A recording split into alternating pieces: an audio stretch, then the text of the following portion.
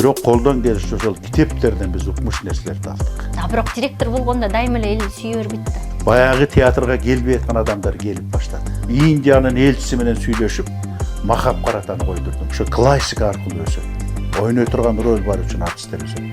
Эч кимге билгизбей Кыргызстанга келип учуп келип көрүп, анан түнү менен учуп кетти. Bir sistemadan bir sistemaga uçur boldu. Ошол убакта биздин укмуштай күлгүн жаштыгыбызда эчтеке болбоду. Кинода тартылбай калды. Укмуш спектакльдер коюлбай. Айтып атпайбы, спектакль көрүп, сүйлөгөн концерт көрдүк. Оюна бүткөндө бала түйүлдүккө пайда болгондон баштап, классикалык чыгармаларды белине койду. Ата бабалар мыкты балага ошо жатыны жакшы жерден деп аян издешкен. Сезимге алдырып койдуңуз. Сезимге алдырып койдук биз да. Эгер азыркыдай эме болгондо, мээ болгондо, бүгүнкү күндө эркектер үчүн майдаланып кеттик. Нарктулуу жок адамдан башына токтогон эмес. Болбогон бир келесоо балага чыркырап жатып калабыз. Балам деп элечи. Өтө эле сүйүк алдырып коелу бырың деп бергенде бул жеңил желп адамдар ичинде. Кийин анан Бүүс эреже өлөрдүн алдында Чыңгыз агабыз барып сүйлөшүп отурганда Бүүс эреже боздо эле. Төөлөп койдук дагы. Ал төшөккө төөлөп салдык дагы. Ал махабатты биз төшөккө алмаштырып койдук. Ошодо.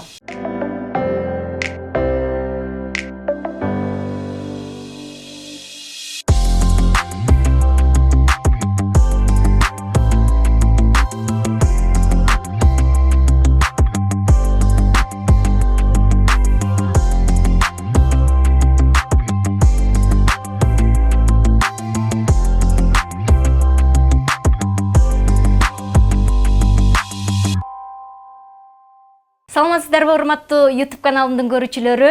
Сиздердин суранычыңыздар менен дагы бир легенданын офисинде отурам. Ал ким десеңиздер, Кыргыз Республикасынын эмгек сиңирген артисти Темирлан Смамбеков. Саламатсызбы ага? Саламатсыздарбы. Атайын аябай көрмандарым суранып, ушул агадан маек алып берсең, жан дүйнөсүн ачып берсең дешти эле. Анан негизи эле ушу улумуундар, эмгеги сиңип калган адамдардын бейнеси, жан дүйнөсү мени абдан кызыктырат. Силерди ушинтип камераларга, интернетке калтырып кетсек, кийинки муундагы ушул сугарылып, силерден таалим алып, билим алып, бир жакшы бир пайдаңар тиет деп ойлойм. Көкүрөгүнө бир көрөнгө сейеп кетесиңер деп ойлойм. Анан агам эң эле башталышы ушул илгери актерлор десе, артист десе, мындай туура эмес кабылдашчу эле го, баягы артист аялым дебе депчи. Эмнегедир артист аялдар эле бузулгандар болуп калчу да, эркектерге деле ошондой сөз тийчү беле ага? Эми ал убакта эркектерге анчалык сөз тийчү эмес. Ал убакта биздин мына мен жаш кезимде эле ошол артист деген сөзгө адамдар башкача мамиле кылчу. Жеңил желпи мамиле кылышчу адамдар ал убакта эмнегедир. Артист десе ойлонуп,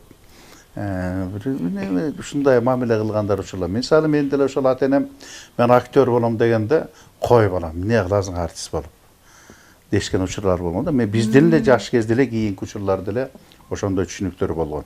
Эми бул жерде баягы артисттин топурагы жеңил деп коет. Алар элдин алдына көп чыгышат. Эл көбүрөөк билет, эл тааныйт. Ошол убакта эле биздин жанагы шакыр эжелерибиз мен кичинекей кезимде Токтогул элдик театрында иштеп, ошолор ырдап чыгышчу. Асанкалы Керимбаевдер ошо биз жаш кезде. Шакыр Аталиповну билесиңер да? Ошондон анан булар ырдап барганда артист деп анткени Шакыр эжени бүт Токтогул өрөөнү билчи. Анан анын ар бир баскан кыймылы, бирөө менен сүйлөшүп атканы элге көрүнүп калат. Бирөө туура түшүнөт, бирөө туура эмес түшүнөт. Кокустан бирөө менен күлүп атса, мына Шакыр Аталипова күлүп атат дейт да. Тааныбаган адамды алар билбейт да. Айта албайт. Ал таанымал адам. Ошон үчүн баа топурагы жеңил, анан ал тез эле кетет да. Күлсө күлүп атат, сүйлөшсө сүйлөшүп атат. Анан бул жерде бирөө менен жетелешип басып баратып турду, анан тааныган адамды тез эле кеп кылышат да. Ошон үчүн топурагы жеңил деп коет. А болбосо башка тармактарда да көп адамдар бар да. Туурабы? Ошон үчүн баа белгилүү адамдарды ушундай болуп калат экен. Бирөө көрүп айтат, бирөө түшүнүп айтат, бирөө түшүнбөй айтат. Бирөө жанагынтып айтат. Анткени адамдарга ошону кеп кылыш кызык болгон. Анткени мен ай кишини тааныйм, көрдүм деген да бир сыймыктануу болсо керек эле да. Анан ага кошуп айтып жүргендер болгон. Көбүртүп жүргендер болгон. Адамдар ар кандай да. Деңгээлге жараша болот да, адамдардын деңгээлине жараша көбүртүп жагыртып атат. Скромный адамдар, түшүнгөн адамдар кеп да кылбайт. Көчөдө көрүп баратса балким учурашы мүмкүн, эже саламатсызбы деп. А кээ бир адамдар деңгээлине жараша, мен аны көрдүм. Кече бирөө менен тиги жетелешип бараттыр дейт да. Ошон үчүн белгилүү адамдардын эмеси тез жетет адамдарга.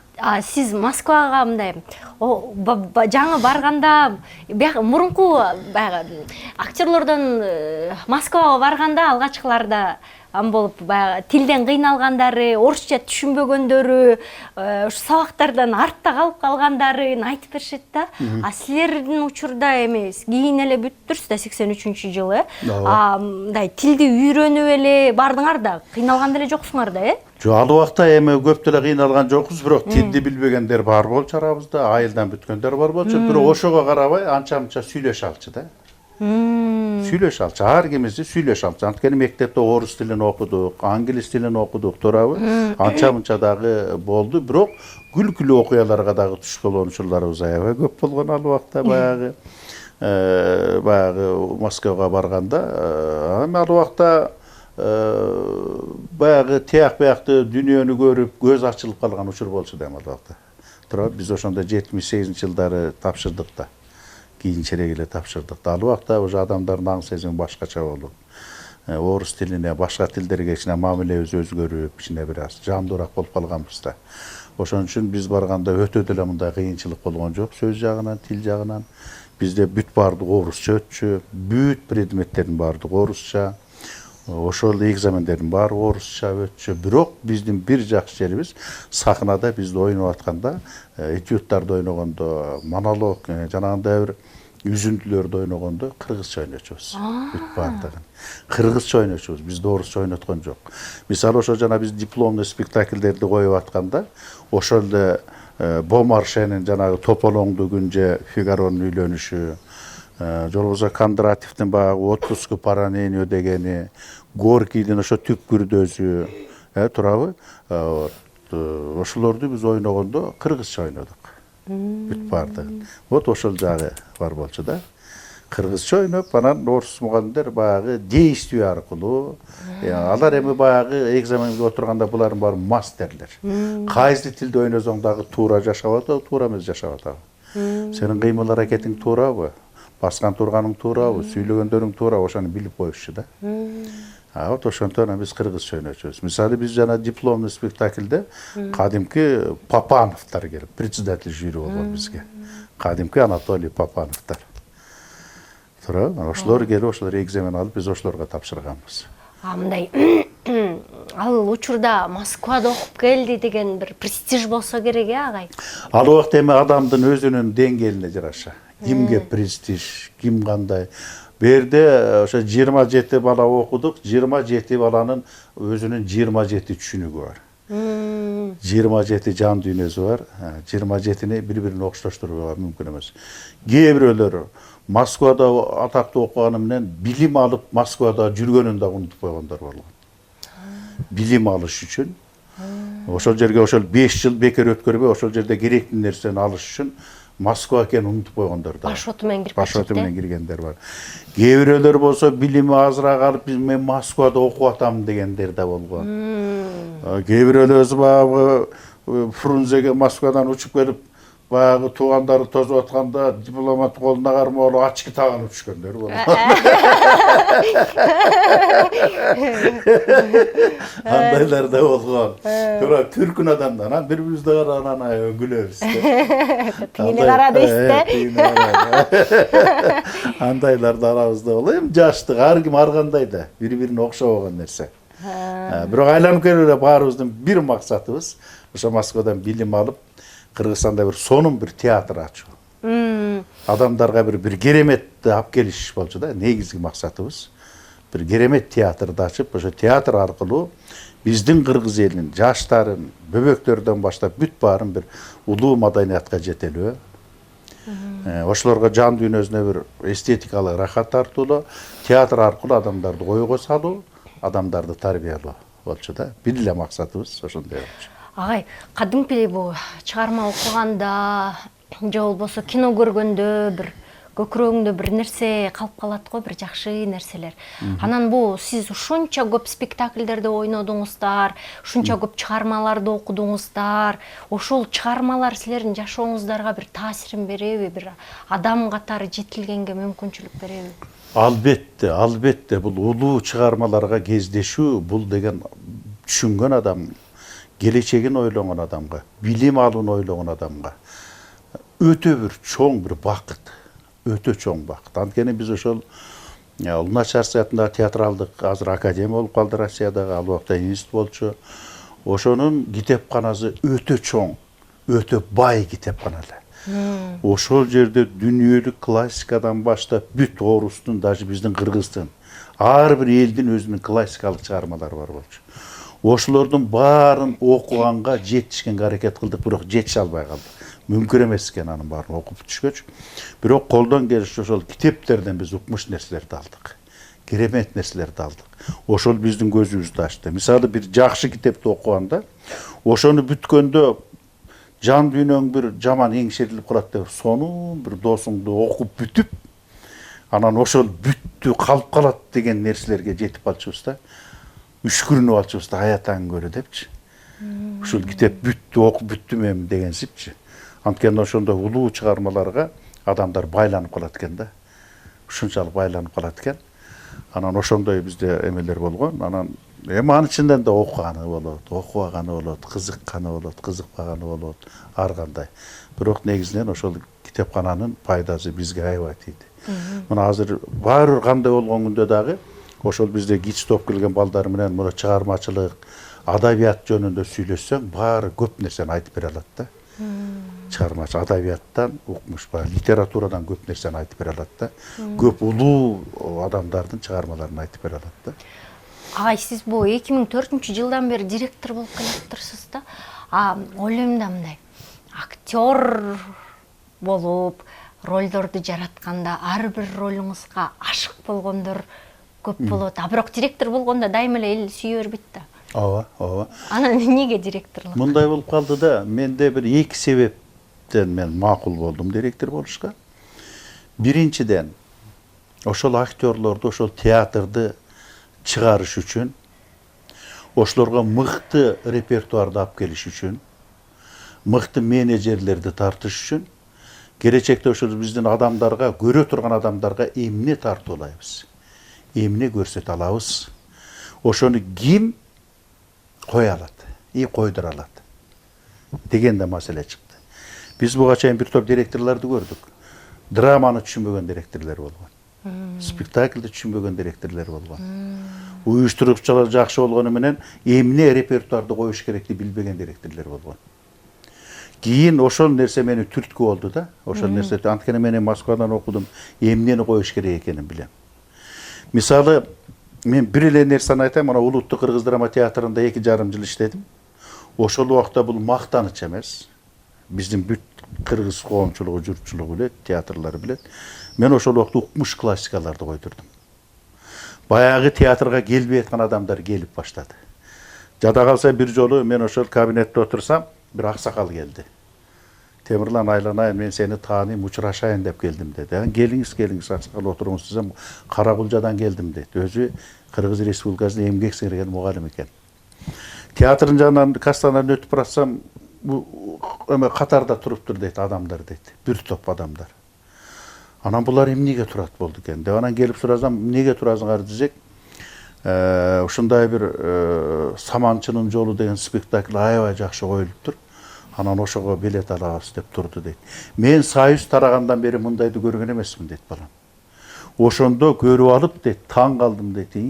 Адамдар кайрылып келе баштаган турбайбы театрга деп. Ыйлагым келди дейт балам. Анткени илгери биз ошол жерде студент болуп жүргөндө театрдан чыкчу эмеспиз дейт. Бүт дүйнөлүк классикаларды ошол жерден көргөнбүз дейт. Залкарлардын баарын ошол жерден көрүп, ошондон биз тарбия алып чыкканбыз балам дейт. Театр деген түшүнгөн адамга укмуш бийик байлык дейт да. Мен ошентип бир да спектакльди калтырбай залкарларды көргөм дейт. Шекспирлерди мен ошондо таанышкам дейт. Мольерлер, Чеховдор менен, Булгаков, Буниндер менен мен ошондо таанышкам дейт.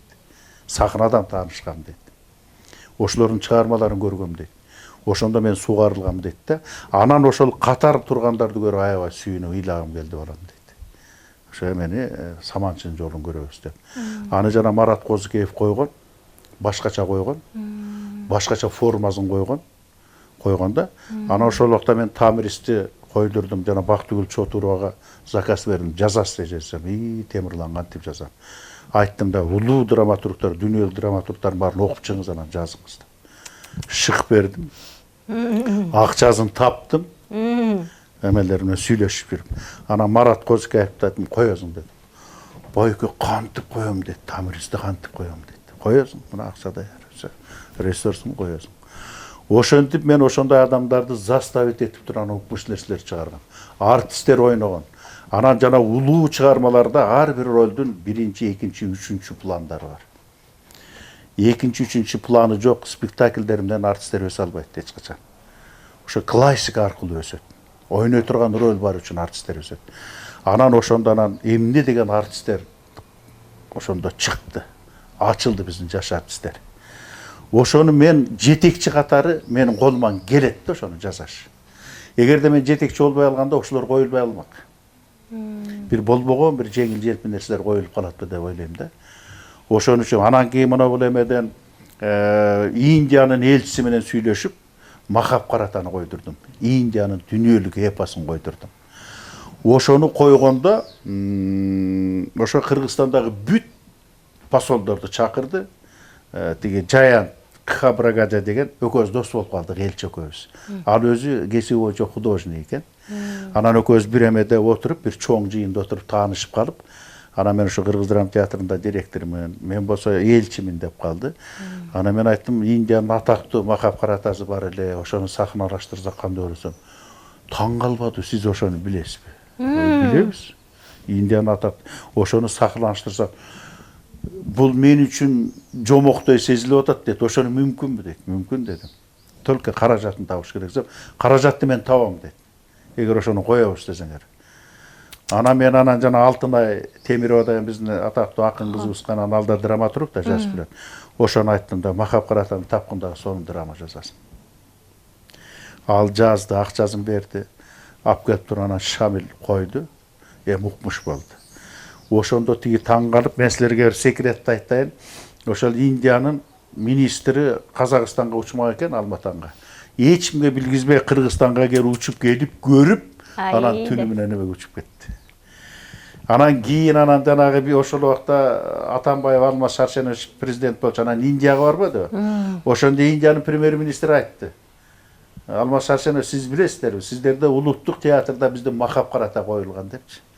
Ошону билбей коюшпады. Болбосо ошол убакта барганда Махап Каратаны ала барыш керек болчу. Индия эли бизге башкача мамиле кылмак. Ошол убакта. Андан кийин анан тиги ошону койгондон кийин бүт баягы элчилер таң калды да.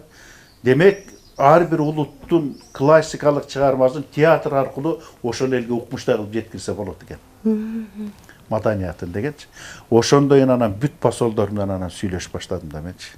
Ар бири чакырып, Ирандыкы чакырып, Франция, Британиянын элчиси чакырып айтты. Давайте ошол Махбетти коелу. Анан мен айттым, ошол андал медеги Лондондогу Шекспир театры бар, Королевский театр деп коет. Ошол жерде Сара деген бир жакшынакай атактуу режиссер аял бар экен. Ошону чакырып коюп, эки тилде коелу дедим Махбетти. Англисче, кыргызча. Ошол Королевский театрдан бир 5-6 актер, актриса санап келди, калганы бизден болсун. Мындай эме жасап көрөбүз деп да, ушундай бир эксперимент кылып көрөлү, кандай болот. Кандай болду? Анан ошол убакта аны баштап коюп атканда мен театрдан чыгып калган нарынга жиберип жиберишти. Анан тигил ойдогудай болбой, ойдогудай каралбай, ойдогудай болбой калды. Кийин анан Рамаянаны сүйлөштүк, Рамаянадагы 10 000 доллар карашты, тиги Индиянын элчиси. Анан ошо Махап Карата менен Рамаянаны алып биз Индияны кыдырмакпыз. Бир ай. Алар аябай даярданып аткан. Анан баягы мен нарынга кеткенден кийин анын бардыгы калып калды. Иран чакырды, ошол жана Шахнамени, Фирдосини коелу, ошолдо жанагы Рустам Дастанды укмуштай кылып коелу. Акчасын биз берерди, бирок ошону алып алып Иранды кыдырасыңар. Магмет менен Лондонду кыдырмакпыз. Тигилер менен эмени кыдырмакпыз. Анан кийин Кудай жалгап Түрксойдун эмеси жана Дүйшөн ага менен таанышып калдык. Төрагазы эменин Түрксой эменин. Анан Кайрат Диманалиев жанагы Коркут деген жалпы түрк элине тиешелүү улуу философ, улуу даанышман, акылман Коркут атанын чыгармасы жазылып калып, анан ошол Дүйшөн ага мына Кыргызстанга келгенде мына Muratbek Begalиев агабыз менен жакшы экен мамилеси. Анан Muratbek агага чалдым. Muratbek байкети Дүйшөн ага сиздин жаныңызда экен, Түрксойдун жетекчиси. Ошону эптеп жолуктурбайсыз, макулданан Кирдирамга алып келди. Анан Кайрат келди, чакырдым. Анан мына сиздерди заказ берген, мына Коркут атаны биз койгон атабыз, мына Дүйшөн ага аябай сүйүндү. Эң сонун болот Темирлан.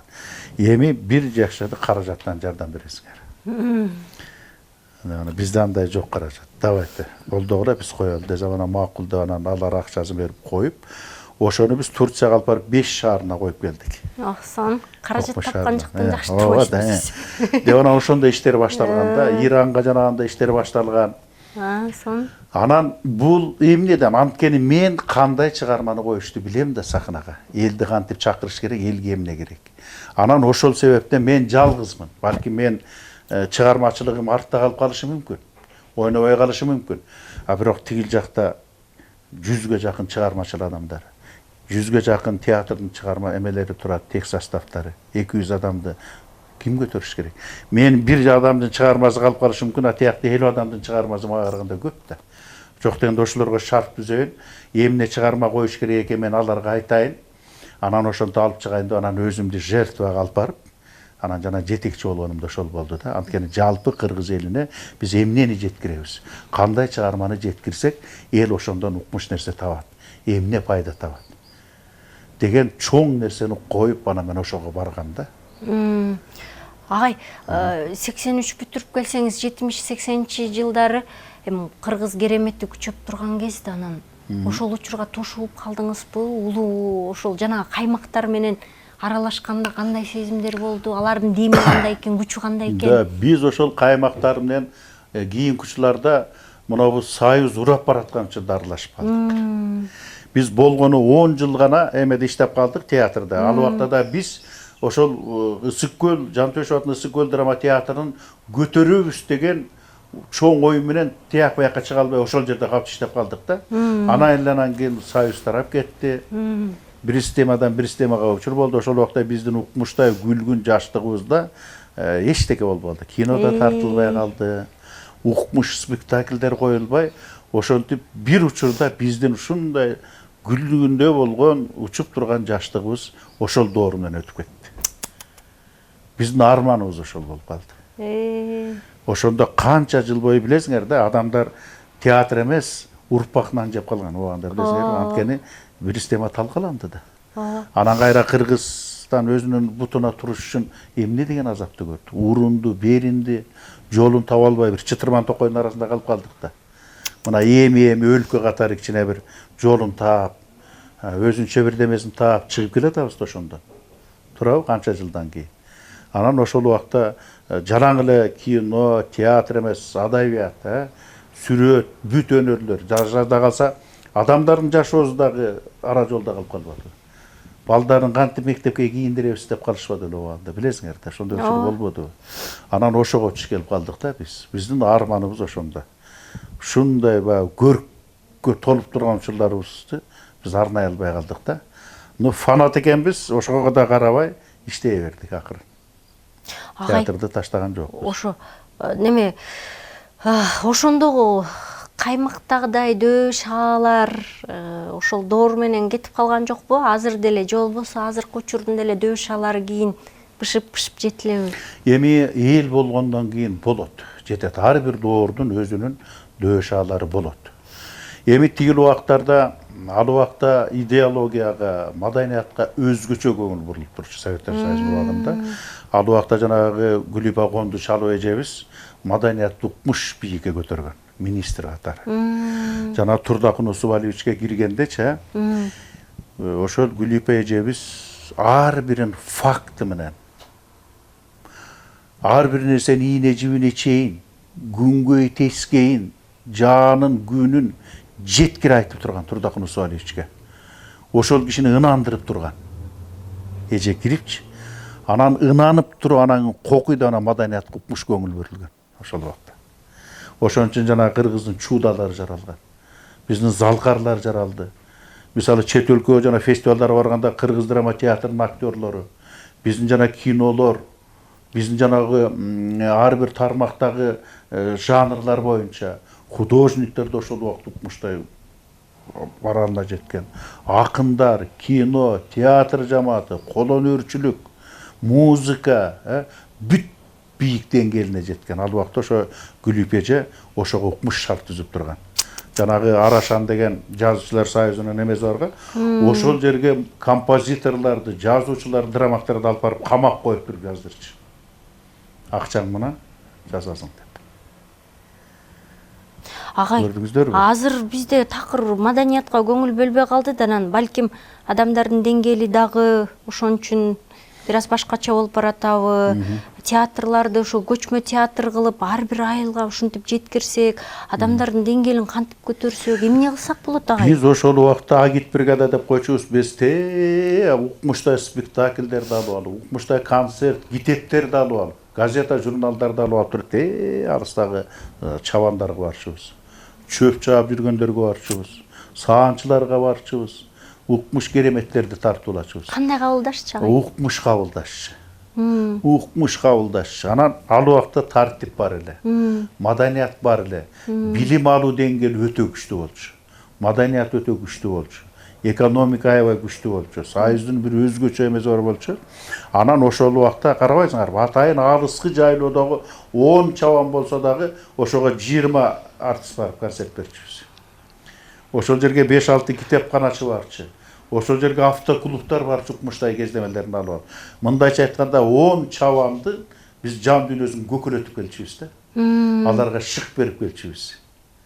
Аларга маданияттуулукту үйрөтчүбүз. Уйду сааганда да маданияттуулук менен мамиле кылышып, акыл сезим менен. Ар бир малга, чөпкө дагы адамдар аң сезим менен жакшынакай таза мамиле кылчу да. Мана ошондой касиеттер бар болчу. Жашоого жакшынакай аң сезим менен мамиле кылган адамдар.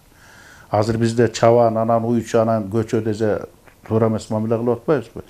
Ал убакта адам аң сезимине жараша кичинекей нерседеги аяр мамиле кылчу да. Мана билимдин, маданияттын, акыл сезимдин мана эмеси касиети ошондо экен да.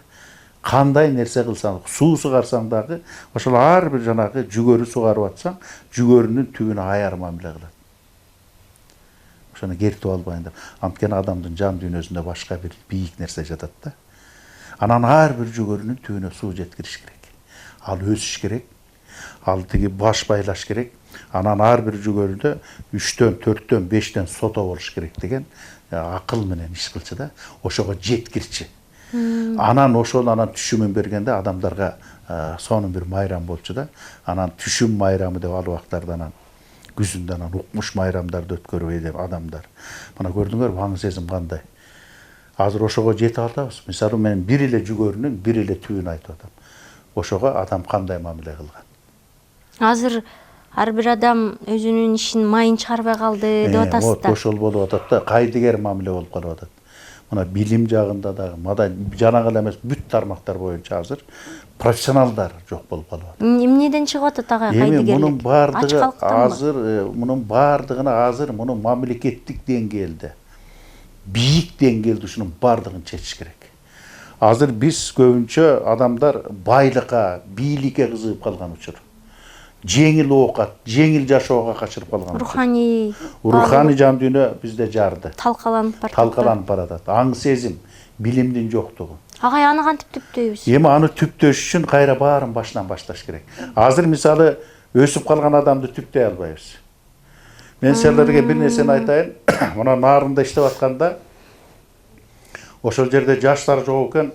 Нарындагы студенттер, жаштар кимге суктанат? Жаштарды карап түзөлөт. Ана мен Бишкектен анан сонун таланттуу балдар кыздарды алып барып. Анан айттым, кийингенди аябай кийингиле, көчөгө чыкканда өзүңөрдү алып жүргөндү билгиле. Силерди көрүп жаштар түздөнсүн, жаштар суктансын. Мейли 100% болбосо да хотя бир ошол бир 100 студенттин ичинен бир 10 студент дагы силерди туураса чоң пайда. Деп ошолорду алып барып, аларды кийиндирип, прическасынан бери карап, балдар кыздарды таатынакка анан көчөдө кантип алып жүрүш керек коомду, кантип сүйлөш керек, адамдарга кандай мамиле кылыш керек. Анткени алар мынакей Нарын драма театрына Бишкектен жаш актерлор, актрисалар келиптир дейт. Суктанат. Ошол убакта силер ар бир кыймыл аракетиңер менен, мамилеңер менен, билимиңер менен суктандыра аласыңар деп байкуштарды Суук театрынын ичинде гримерныйларга жашаттым кышы менен. Квартирага акчасы жетпейт. Квартира алып беребиз дейт. Ошол убакта күч структураларына биз жактан чоңдорлор барып, укмуш квартираларды салып, күлүштарды берип атты. Анан бир күнү мен айттым. Жакшы дедим, күч структураларына аябай улам көбөйтүп атасыңар, улам квартиралар салынып атат, укмуш жардам берип атасыңар. Жакшы. Бирок алар кантип адамдар тарбиялайт? Мисалы ошо милицияга укмуштар үйлөр курулду. Сот системасына укмуш үйлөр курулду. Туурабы? Туура. Прокуратура системаларында үй курулуп атат. Алар эмне кылат? Адамдарды тарбиялайбы же соттойбу? Эмне кылат? Тартипке чакырат да. Ошон үчүн салып атат. Кантипке тартипке чакырат, жана фундаменти жок, адамды кантип тартипке чакырасың? Көрөнгөсү Көрөнгөз жок адамды сен кантип тыкат? Ал мээзине тиги тапанча такасаң деле ал тартипке келбейт. Андан көрө ошол каражатты, ошол акчаны тететик садиктен баштабайсыңар. Мисалы мен ошол жерде айттым. Эгер минтип отурсак дедим. Күч структуралары аябай көбөйөт. Ошондо 6 миллиондун калктын 3 миллиону жалаң күч структуралары, милиция, сот, прокурор болот. 3 миллиону бүт каракчылар болот дедим. Бандиттер болот. Ошентип жашай берет кыргыз эл. Кыргыз эл анан ошого өтөбүз. Анан биздин кылымдардан келе жаткан ата бабалардын улуу наркы, насили, маданияты каякта калат анан. Ошого өзү кыргыз эли, мына Манас атабыздын урпактарыбыз деп айтабыз. Кыргыз элине кереги жок. Кыргыз эли милициясы жок, соту жок, прокурор жок эле жашаса болот. Кыргыз элинде ошондой канында ошондой касиет бар. Болгону билим гана бериш керек кичинекейинен баштап. Илгери аксакалдар эле тарбиялап койгон да, тарбиялап койгон. Ошол керек. Кыргыз эли ошого муктаж болуп турат, ошого ыктаган эл. Кыргыз эли эч кандай милиция, сот боту жок эле, прокурор жок эле жашаса болот. Кыргыз элинин канунда бар. Болгон ошону кичинекей мектептен, садиктен баштап ошого үйрөтүш керек жан дүйнөсүн. Мектептен баштап ата-эне, мугалим, жалпы биздин коомчулук, өкмөт тарабынан ошол кичинекей өсүп келе жаткан баланын жан дүйнөсүнө кереметти тартышыбыз керек. Туура тарбия. Туура тарбия. Мен айтам да, эмне кереги бар? 3-класска чейин математиканы окуду, алгебраны окуду, ана бирдемесиден. Керек болсо баланы ошол 10 жашка чейин керек болсо жалаң жаратылышка алып чыгып, кыргыздын укмуш жерлерин көрсөтүп, мына сенин ата бабаңдын жери. Кылымдардан келе жаткан улуу тоолор, улуу төрлөр, улуу аскалар, ушул ата бабаң кан жанын берип, ушул жерге курман болуп отуруп, мындай улуу келемет алакандай болгон гүлзарга оролгон бейишти бизге алып келип берген. Биз ошону мындан ары кантип сактайбыз? Мына жаныбарларын кантип сактайбыз? Карагайларын кантип, булактарын, сууларын, мөңгүлөрүн кантип сактайбыз? Кыргыздын боз үйүн, комузун, жылкыларын, сүтүн, кыргыздын түтүнүн жада калса, жайлоодогу кантип сактайбыз? Кантип ошолорго биз чөмкөй алабыз адам баласы? Кантканда биз ошол кыргыздын улуу кереметин биз мындан ары улантып кете алабыз? Ошону үйрөтүш керек балдарга. Бүт Кыргызстанды кыдыртып, керемет жерлердин касиетин айтыш керек. Анан кыргызмын деп айтыш керек. А сен азыр математика, алгебраны окутуп андан эмне пайда чыгып атат? Аны кийин окуй берсин шашпай. Азыра дегенде биз жанагын үйрөтөлү. Ата бабаларыбыз аны окубай эле кылымдардан бери кыргыздын касиетин сактап келди го. Туурабы? Ал керек, алар жанагындай билимге керек. Бирок аны өзүнүн убактысы менен. деген ойлорду көп айтам да. Мен ошол өзүм ошого аябай кызыгам да, ушундай нерсени жана сиз башташ керек. айттыңыз го 90-жылдары алапайыбызды сайыстыргандай таппай ушундай кыйналган учурларды. Балким ошол учурда тарбияланып калгандардын кедергиси азыр тийип аткандыр деп ойлойм да. Мына бул 30 жыл 30га чыгып кетти билим албай балдар. Ошо да. Ойдогудай билим албай, ойдогудай нерсеге өкмөттүн дагы, ата эненин дагы, коомдун дагы алапайы таппай калды ошолорго тарбия бергенге. Ошолор бүгүнкү күндө айтып атпайбы, спектакль көрүп аттык, сүйлөгөн концерт көрдүк депчи. Сүйлөгөн концерт. Ошондой балдар болгон.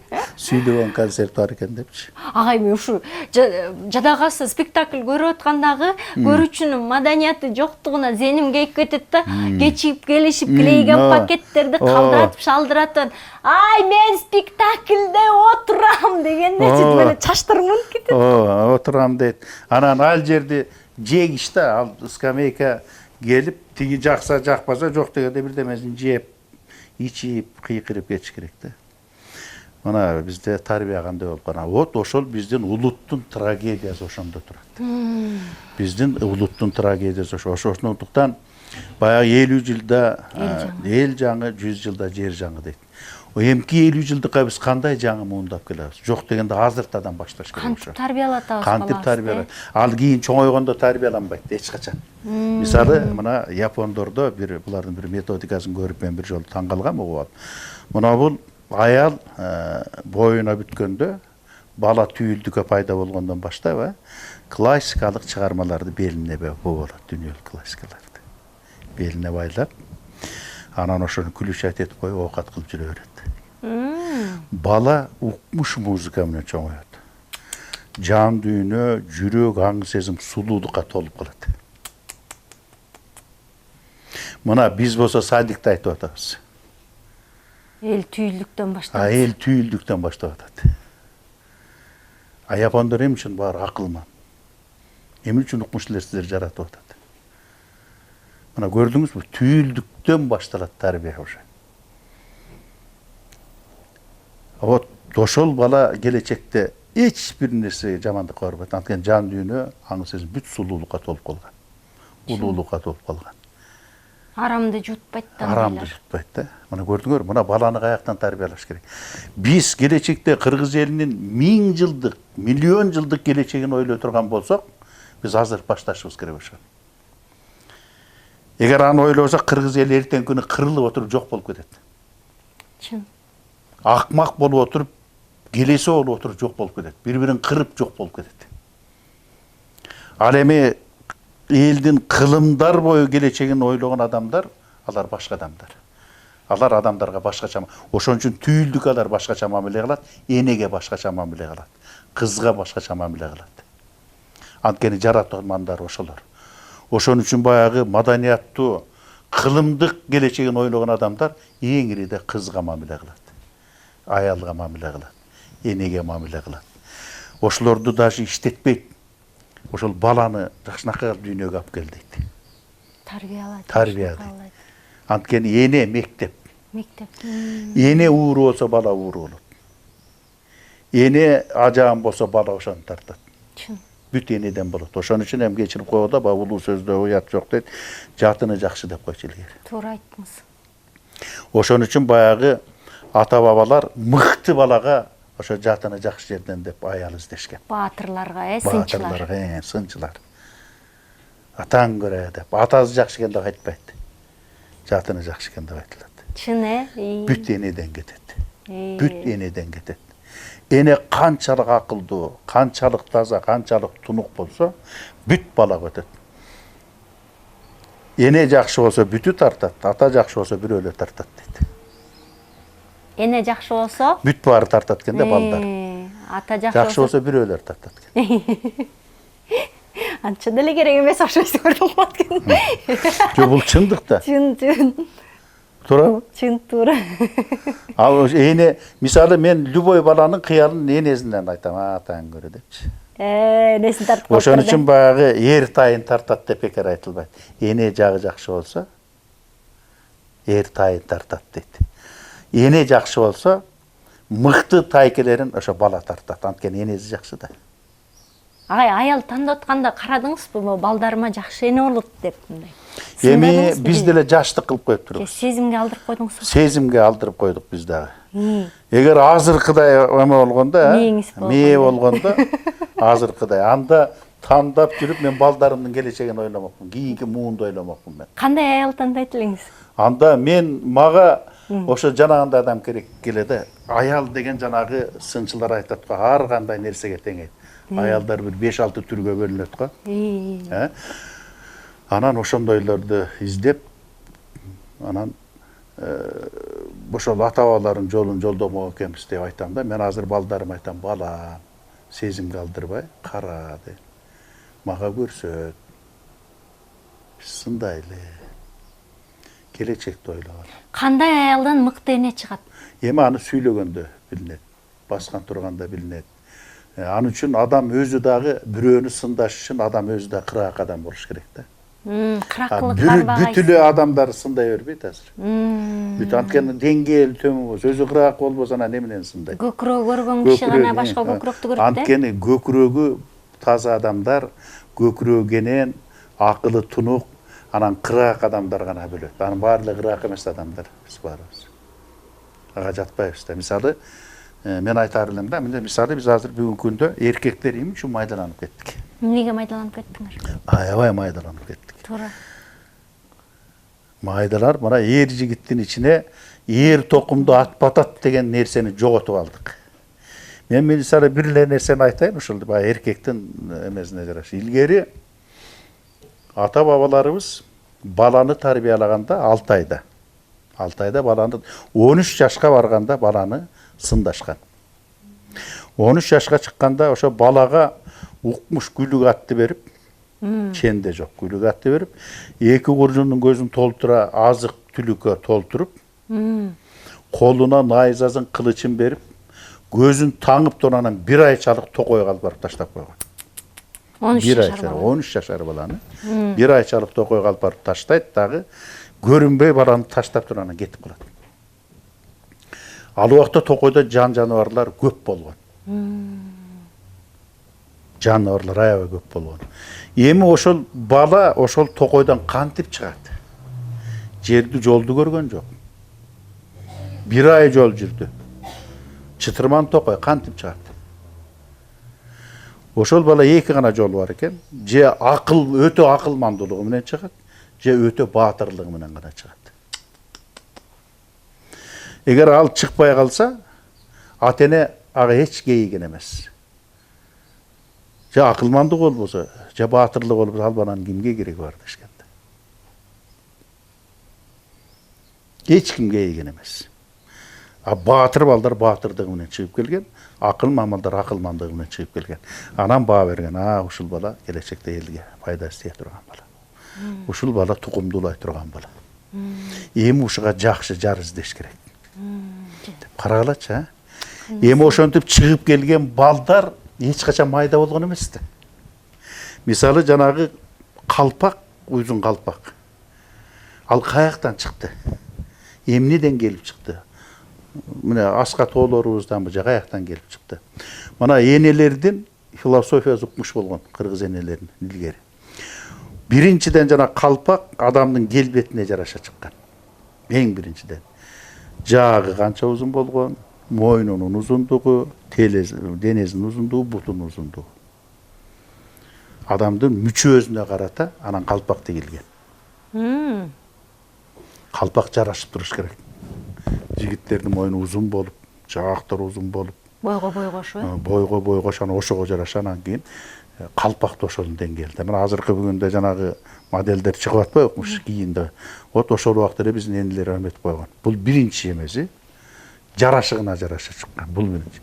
Экинчиден ошол узун калпак кимдин башына токтойт? Кандай адамдын башына токтойт деген маселе. Чоң маселе. Жана узун калпак.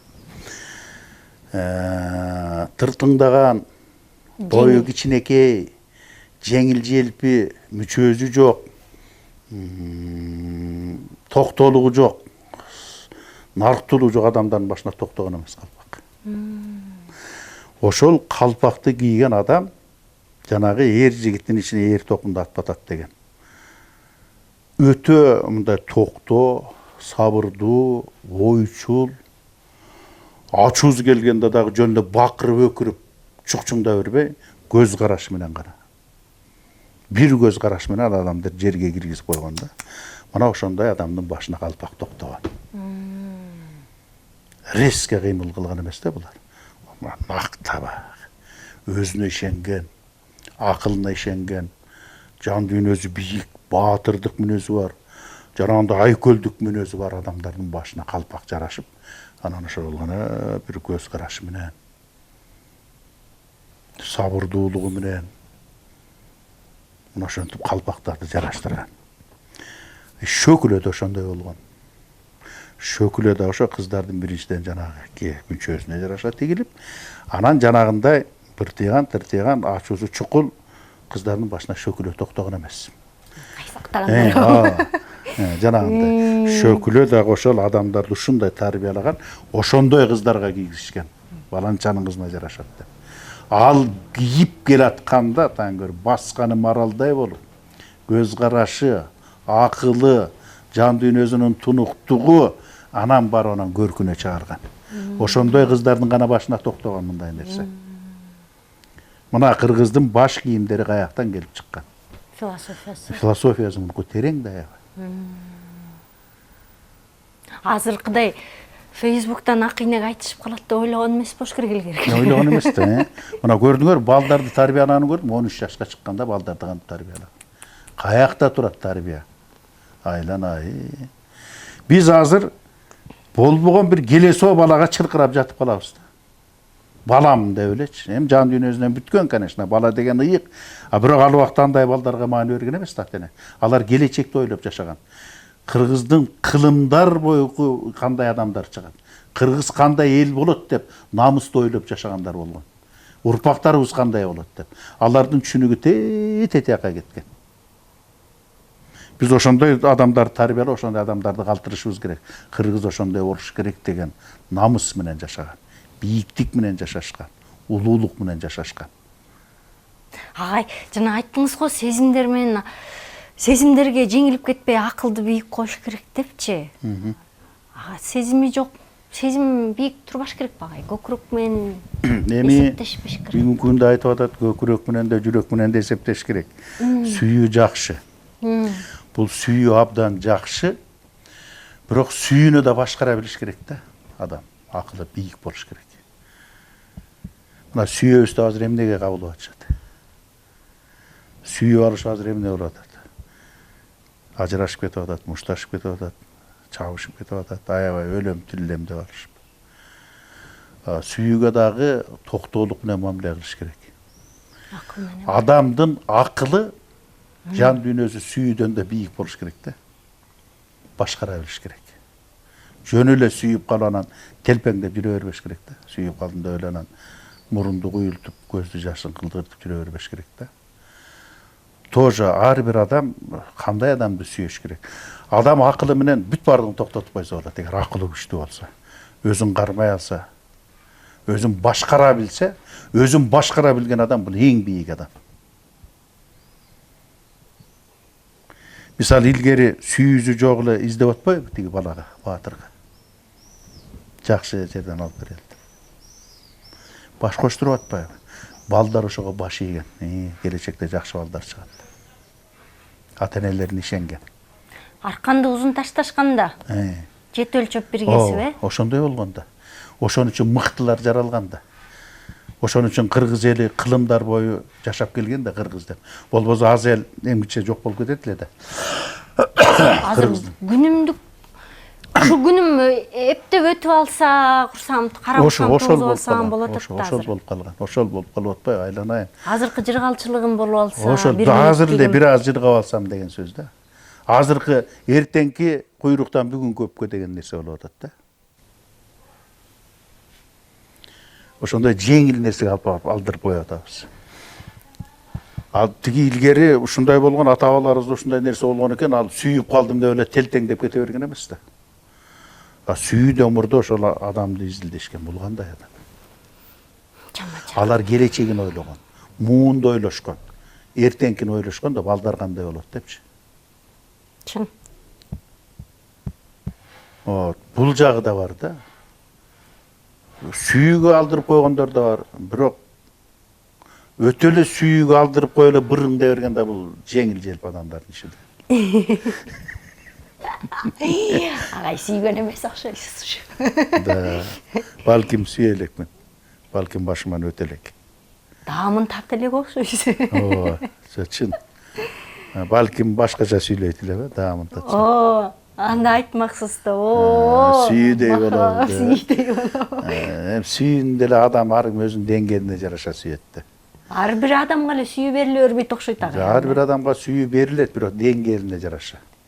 Майда кишиге майда эле майда кишиге майда сүйүү келет, улуу кишиге улуу сүйүү келет. Чыңгыз Айтматов. Чыңгыз Айтматов. Мына Бүйүү Сарай эжени кандай сүйгөн, Сиз ошону кинонун ойнодуңуз да, Чыңгыздын ролунчу. Анан эмнени сездиңиз агай? Мына бул жерде мындай да, улуу адамдардын сүйүүсү башкача болот. Баары чикендагы Бүйүү Сарай эжени аябай сүйгөн. Деңгээлдери бийик сүйүүсү болот. Мен бир нерсени айтайын. Мына ошо Чыңгыз агабыздын ролун мен ойноп калдым. Чыңгыз жана Бүйүү Сарай дегенде. Анан биз бүт тарыхын окуп чыктык. Жаныш Кулманбетов жазды. Мен бир нерсесин айтайын. Чыңгыз ал убакта система бизде башка. Чыңгыз ага менен Бүйүү Сарай эже ээн эркин жүрө алган эмес. Көчөдө баса алган эмес, үйлөнө алышкан эмес. Булар поездда гана жолугушуп жүрүшкөн. Ал убакта система ушундай болчу. Анан кийин экөө үйлөнбөйт, жолугуп жүрөт, үйлөнбөйт. Кийин анан Бүйүү Сарай эже өлөрүнүн алдында Чыңгыз агабыз барып сүйлөшүп отурганда Бүйүү Сарай эже боздоп ыйлайт. Арман депчи. Сүйгөн адам менен жашабай өткөн эмне арман деп ыйлайт да. Анан чикем ошондон айтат да. Бүйүү Сарай айтпадым беле канча ошол үйүнө өлөм деп канча боздодум. Канча жалдырадың болбой койдуң го дейт. Анан Бүйүү Сарай эже дейт. Аның туура Чыңгыз дейт. Мен сага окшогон улуу адамдын аксап калышын, ташыркап калышын каалаган эмесмин. Анткени системаны өзүң билесиң. Экөөбүз үйлөнгөндө сен улуулугуңа карабай тизиңе чаап коймокпусуң система. Сен Чыңгыз болбой алмаксың. Улуу болбой алмаксың. Карачы сүйүү деген Мына сүйүү. Көрсө шалбырап эле ыйлап эле жатып алыш эмес экен да көрсө. Сүйүү деген улуу адамды улуулугун баалай билүү. Кээде өзүн жертва кылып барып ошонун улуулугун сактай билүү. Эртеңкисин ойлоно билүү. Мына чыныгы сүйүү ушул. Агай, мен ойлойм да, мурун башында экөө үйлөнүп алса болмок деген бала кыялга салып коюп турмун да. Азыр болсо ойлоном да, ошол экөө баш кошулбаганы үчүн бул улуулугу улуу бойдон калды да. Күнүмдүк турмушка турай анан балай дебей. Ооба да. Анан жашап анан кучакташып алса ошону сүйүү деп ойлойт да. Ай, махабат дегенчи сырттан деле мындай караанына деле ашык болуп сырттан сүйүп баксаң деле махабат бойдон калат экен агай. Махабаттын улуулугун биз адамдар барктай албай атпайбызбы? Тебелеп койдук. Тебелеп койдук да агай. Ал төшөккө тебелеп салдык да агай. Ал махабатты биз төшөк алмаштырып койдук. Ошо да. Махабатты биз болбогон бир жумшак, бир кооз төшөк айландырып койдук. Десеге кооз төшөк эмес, кээде көчөдө айландырып койдук. Кээде арга жерге айландырып койдук да, махабат деп. Андай эмес да. Вот көрдүңбү? Мына ошон үчүн мына мен айтканым ошол эже, карачы, буркурап ыйлады аягында өлөрдү. А бирок Чыңгызды сактап калды. Улуулугун сактады. Мына сүйүү аякта турат. А Чыңгыз ата дүйнөгө кандай биздин атабыз чыгарды. Кандай кереметтерди жазды. А эже макул болуп экөө үйлөнүп алганда мынчалык деңгээлге жетмек эмес. Анан баягы улуу нерселердин баары калып калмак да. Анан экөө деле баягы обычный эле сүйүү болуп калмак. Тарыхта калмак эмес агай, уламыш болмок эмес, биз алардын сүйүүсүнө түзөлмөк эмеспиз. Ооба. Мына көрдүңөрбү, анан ушундай нерселер бар алтын. Ошон үчүн улуу адамдар улуу сүйүүгө башкача мамиле кылат. Анткени бул адамдын сезиминдеги ушунчалык керемет нерсе. Сезимдин ушунчалык бийиктиги, бирок ошол нерсеге ар бир адам өзүнүн акылына, деңгээлине, бийиктигине жараша мамиле кылат да. Агай, бүгүнкү сүйлөшүүбүздөн, маегибизден мен эмне сабак алдым? улуу махабат күткүң келсе, ошого татыктуу улуу адам бол. Жан дүйнөңдү бийиктет. Туура. Сулуулукка татыктуу болгоңго келсе, ошондой ошого мүнөз күт. Даярданыш керек адам. Даяр болуш керек. Улуу сүйүүгө даяр болуш керек. Ай, сон болду агай. Сизге чоң рахмат, Темирлан мырза. Чынында эле убакыт дагы кенем болсо, дагы далай нерсени чубамак бүрсө дагы келем агай. Бар болуңуз. Рахмат. Ушундай кинолоруңуз менен, жакшы Рахмат. элесиңиз менен, жакшы сөзүңүз менен, тарбияңыз менен бизге үлгү бойдон калыңыз. Рахмат алтындар. Чоң рахмат. Урматтуу YouTube каналымдын көрүүчүлөрү, бүгүн Кыргыз Республикасынын эмгек сиңирген артисти Темирлан Смамбеков менен маек курдук. Улуулук, сулуулук, махабат тууралуу сиздердин көкүрөгүңүздөргө кичине үйрөн септик болуш керек деген ойдомун. Ойлоруңуздарды, пикириңиздерди сөзсүз түрдө күтөбүз. Ошондой эле каналыма катталып, биздин чыгармачылык топту кубаттап, колдоп коюңуздар деген сөздү айтам. Кайрадан көрүшкөнчө сак саламатта аман туруңуздар.